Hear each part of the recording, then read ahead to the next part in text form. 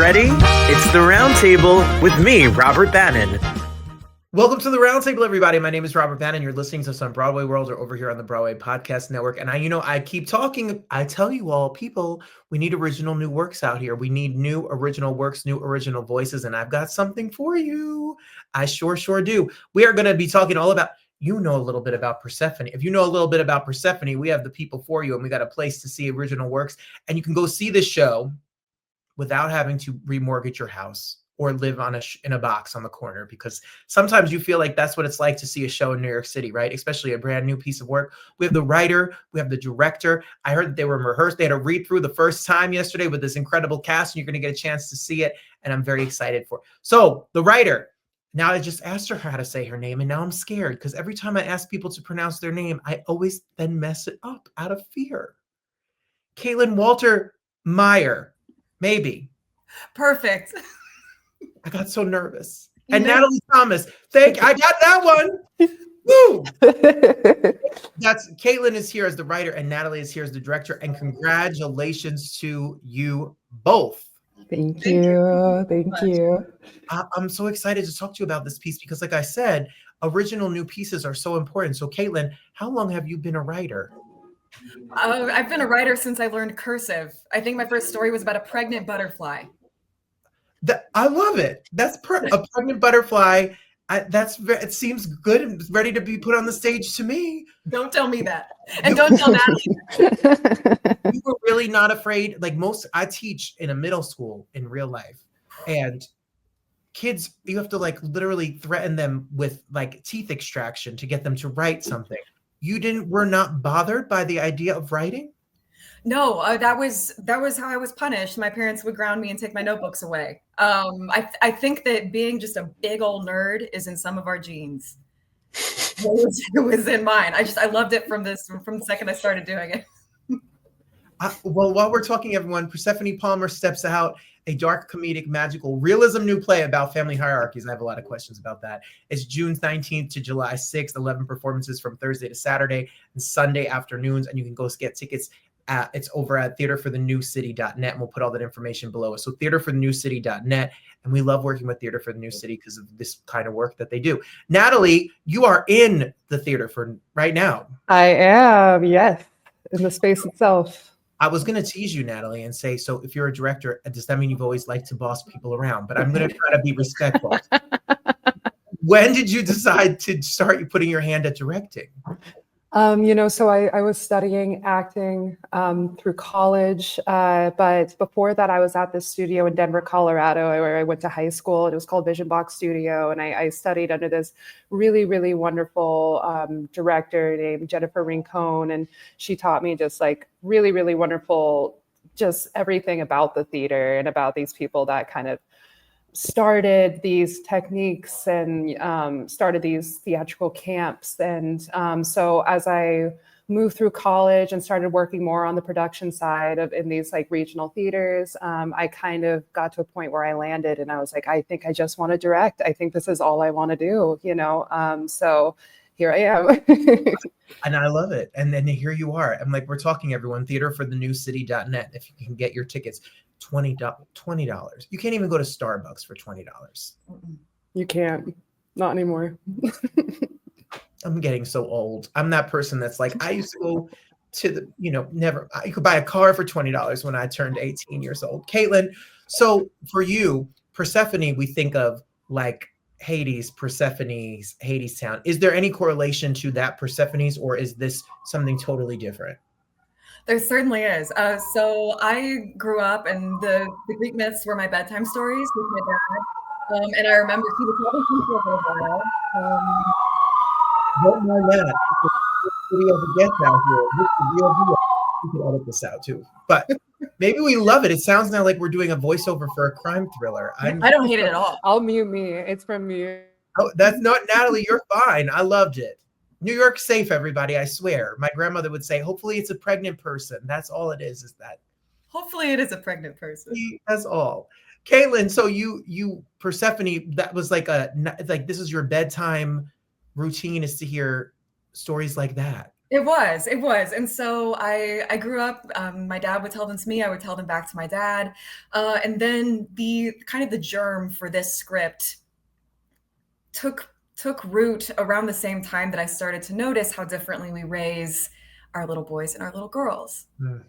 In a lot of different ways. And so when you start to live through that chasm as a little girl growing into a teenager and beyond, it just stuck with me. And so the two things melded together. Okay, so I have some questions for you, Natalie. When you saw the script, and how do you know Caitlyn, and how did you get involved in this? And then what made you think like, this is a good working relationship? This is a show that I can direct. I get it. Yeah, so it was actually crazy. I was working at this restaurant by Times Square, not having the best time on earth maybe. And afterwards I went to this place and I was like, I just need a margarita. That's all I need. And then I'll go home. And at this bar, there was a bartender and his girlfriend, and they both worked in theater. And his girlfriend, who was sitting at the bar, is Caitlyn's sister. And I had just gotten offered this wonderful opportunity with Theater for the New City, where they said, you can develop a piece, we'll give you the space, just find a new work. And your sister, Caitlyn, was said, my sister is a playwright. I can send you some of her, I can connect you guys. She can send you some of her pieces. So she did. And this piece was actually about 60% written when I read it and when I chose it. It was just immediately I looked at it and I was like, this is the kind of work I want to be helping develop and be out in the world. And like, you know, it was just the excellence of the writing. And it was just like the poignancy of what she was writing about and how funny it was and how, you know, how tricky it is. Like, it's just such a wonderful piece. But so I got back to Caitlyn and I said, I think I want to do this one. And she finished it for me. So that's how we ended up with this play here today, which is like kind of a fun story.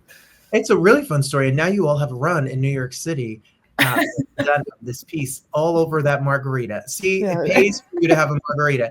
Caitlyn, can you describe reading I don't know if we'll get the full gist of the show. Maybe we just have to go see the show. But when I read about it, it's about a family. And then I know that there's a daughter, and the daughter is the family's cat. I'm going to make it sound like I need you to explain. What is the show about?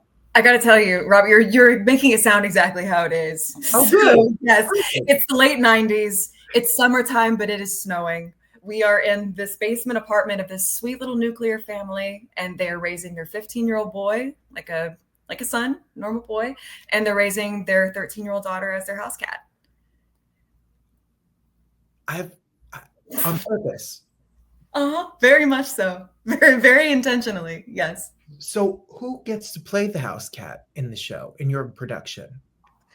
It's this wonderful actress named Sophie Kelly-Hedrick, who has done a lot of work in the city. And yeah, she's a fantastic Persephone. And just the way you get to see her grow and bloom on stage is, it just kind of, it shocks you into silence sometimes watching her do it. It's just incredible. I was going to say, Natalie, what was it like at the read-through yesterday when you got, and what are you going to do to make the personification of this character? Because as an actor, that's that is a role that's a fun role. Oh yeah, it's a fat little role for sure. I mean, you know, I'd say that in the way I was trained to look at theater and look at scripts and look at how to direct acting, you know, it's every answer is in the script, you know, so you're able to kind of look back and see why these characters do the things they do, see their motivations, see their intentions, and it's all there on the page, you know. And then the easy part when you kind of come across actors that are so brilliant is then that's kind of all you have to do, because, you know, she came in,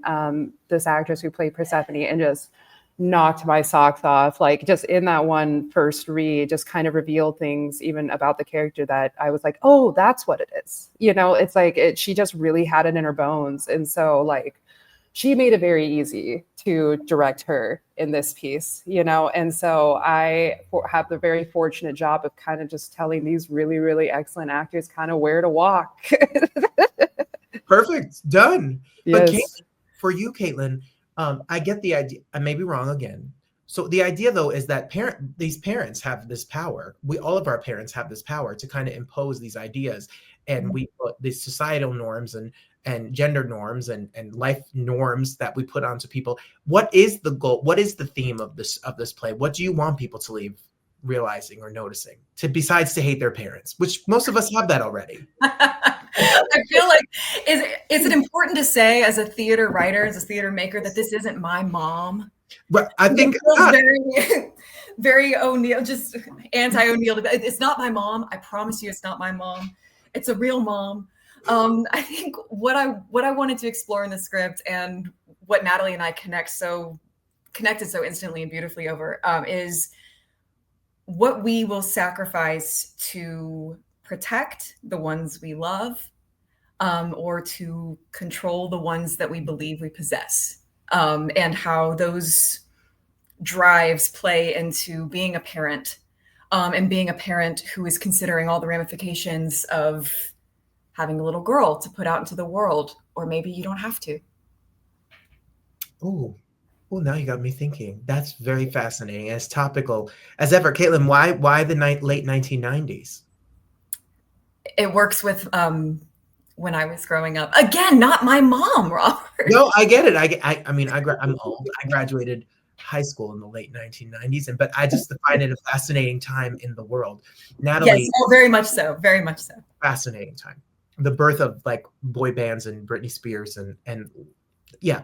Natalie, for you see this play, you get in touch with Caitlyn, you guys put it up, you're going to do it at this theater, you're going to have a run, you cast the show, but now you have I always find directors' jobs hard, because you're like at the middle of a lot of a web here, because you have the actors, you have the theater company that's giving the money and putting the show up and all of that. And then you have the writer, who this is Caitlyn's baby, who she has a vision and an idea of what she saw when she wrote it, and it's her words. And now you two have to facilitate a relationship to get it on stage. So what do you do as the director to live in the middle of all of the different people that you kind of talk to in this process? Creatively, the team behind it, and Caitlyn.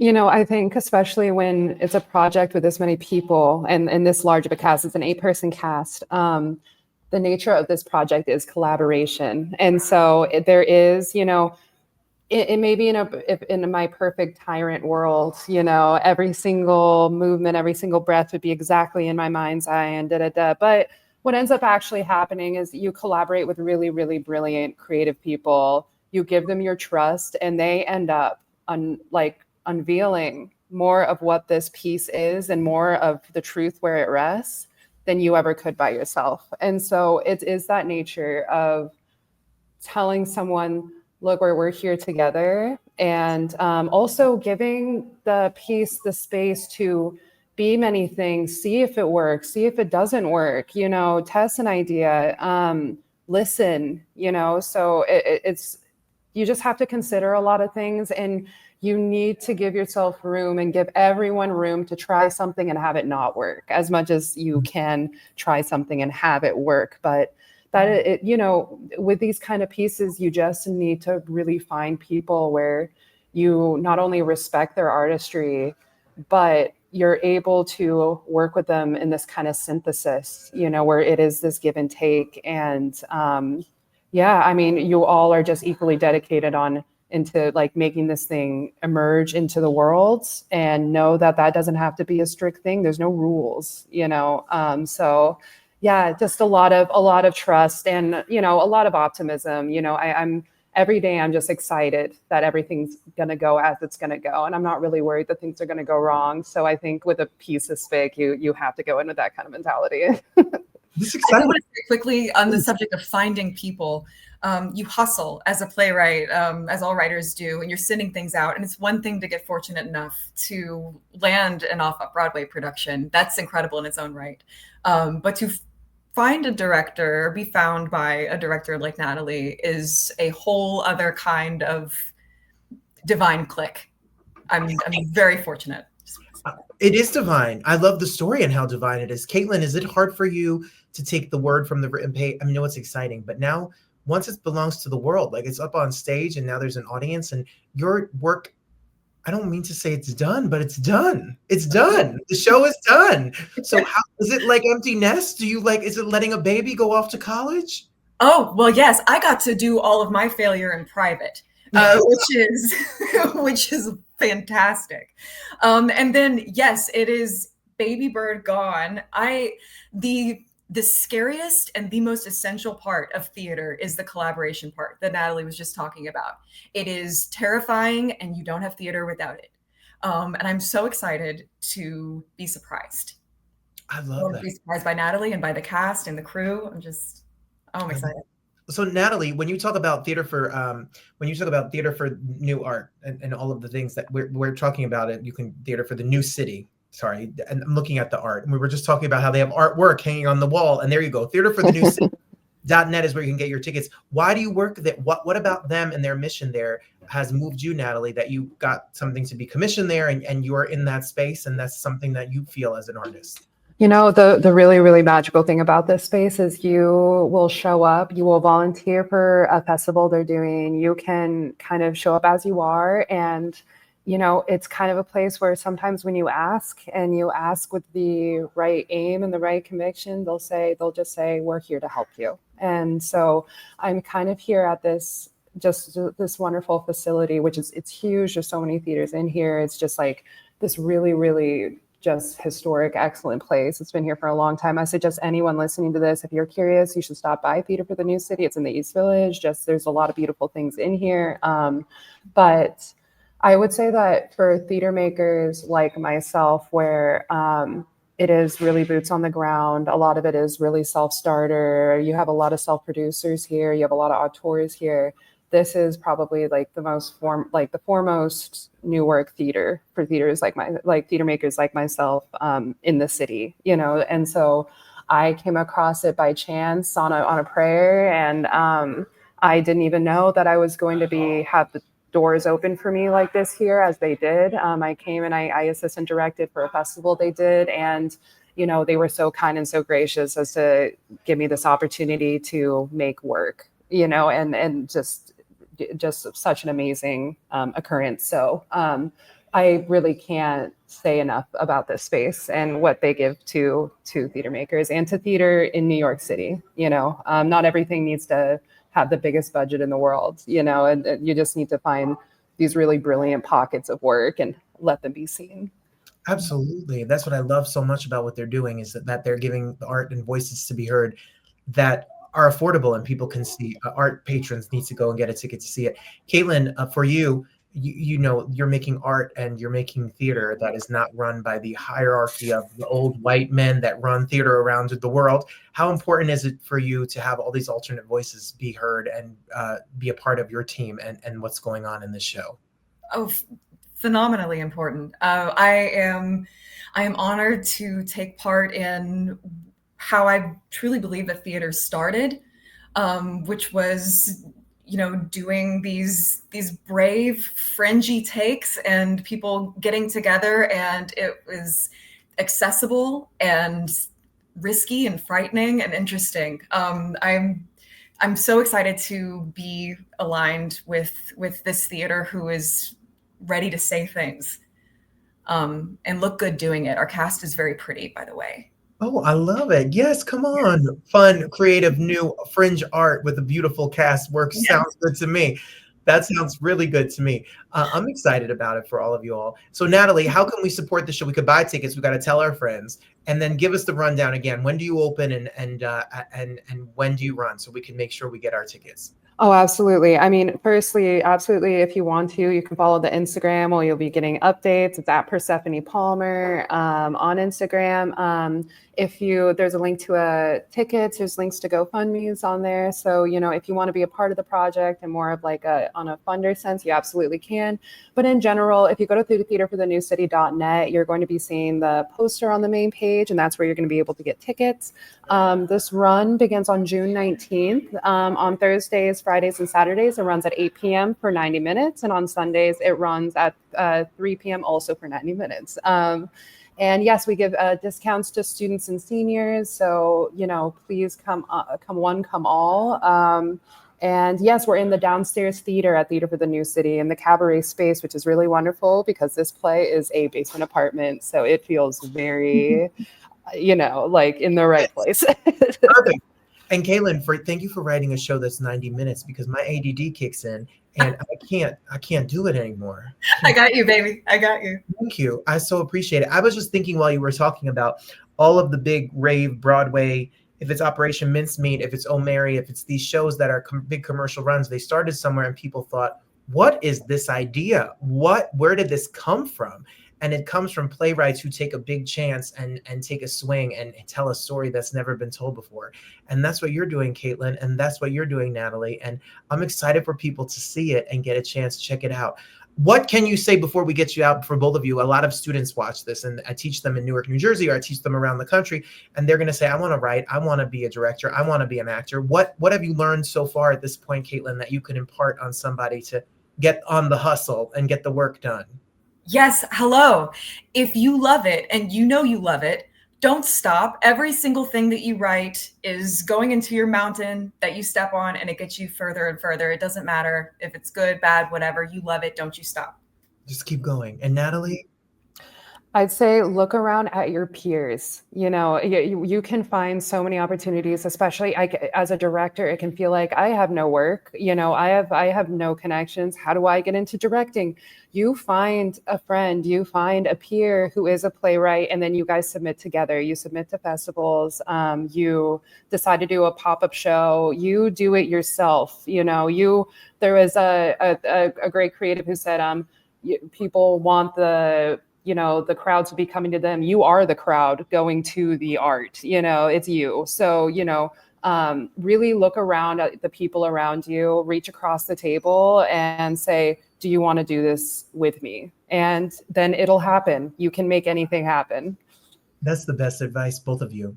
Just go out there and do it. Keep going and be the yes. You don't have to wait for some agent, manager, casting director. Go write it. Go do it. Go act it. Go make it.